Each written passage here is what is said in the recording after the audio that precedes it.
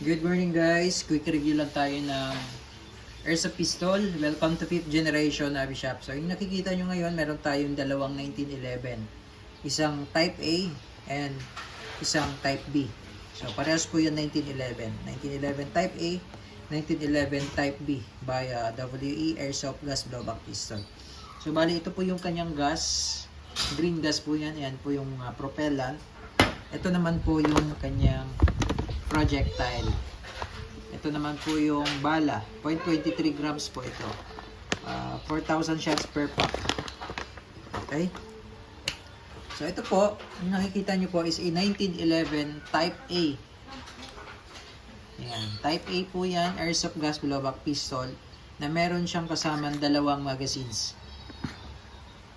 Yan. Dalawang magazine na po ang included out of the box.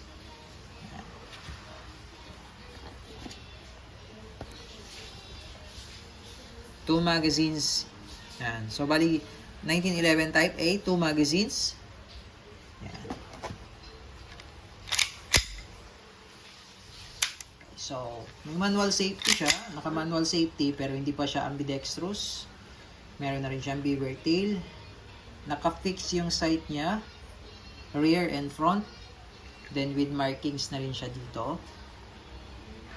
Yan. Wala siyang Picatinny rail for accessories. So, as is, ganito lang siya. 1911 na ito. Ito yung magazine niya. Yan. Flat yung magazine niya, yung base. Flat. Yan yung 1911 Type A. 2 magazines included. Ito naman po yung 1911 Type B. Dalawang magazines na rin yan. Out of the box. Dalawang magazine.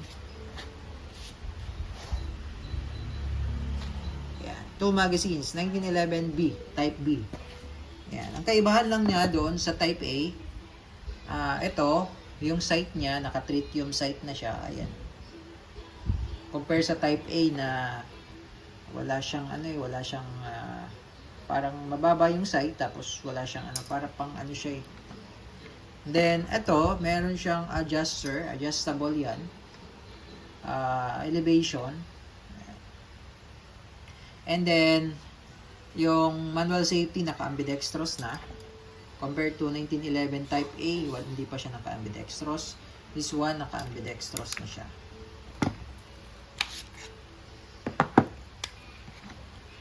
Yan. So, magkabilaan po yan. Sa 1911 Type A, dito lang sa may left side. Yan. Tapos magkaiba rin po ang kanilang design ng grip. Yan, magkaiba rin po ang design ng trigger. Ang design ng hammer. Magkaiba. Then sa 1911 Type B, 1911 Type B, meron siyang rail. Picatinny rail for flashlight. Sa Type A, wala. Yan. Tapos sa serrations naman, sa Type A, sa rear lang. Sa front, walang serrations. Sa Type B, parehong may serrations, front and rear.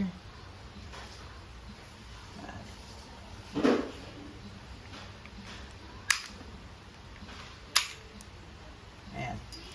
Ito yung Type B, ito yung Type A. Ayan, 1911 parehas.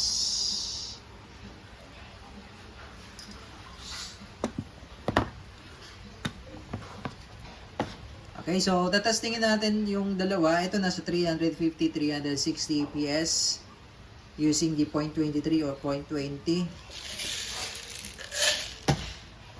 Single stock 15 rounder, parehas sila. Yung magazine pala nitong Type B, medyo makapal yung base pad. Ayan. Para siyang extended. And then, ito naman sa Type A, yung pinakita ko sa inyo kanina, na flat lang siya. Ayan, flat lang siya.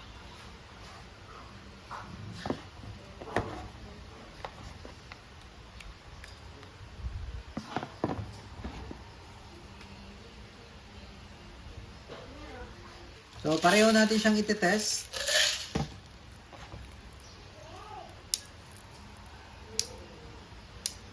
Same lang naman, halos same lang performance nila. Sa design lang talaga pinag-iba.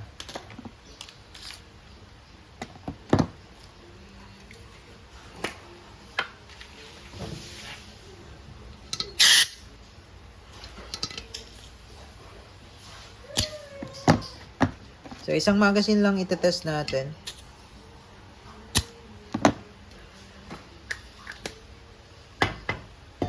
Okay.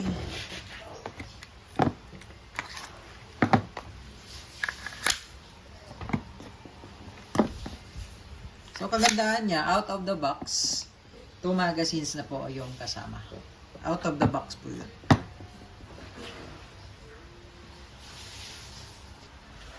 Okay, sa bigat naman, halos same lang pero medyo parang mabigat si Type B.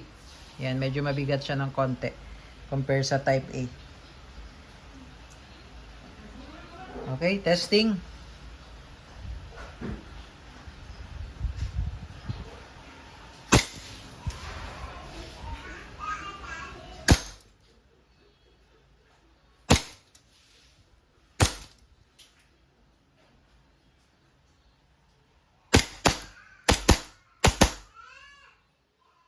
Okay, so nag-open slide na, parehas.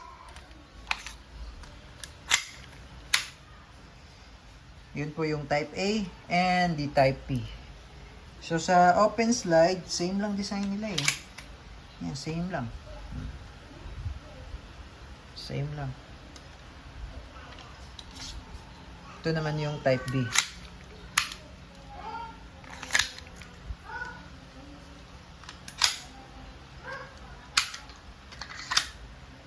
Okay, so WE parehas po yung brand. Made in Taiwan, 1911 Type A, 1911 Type B.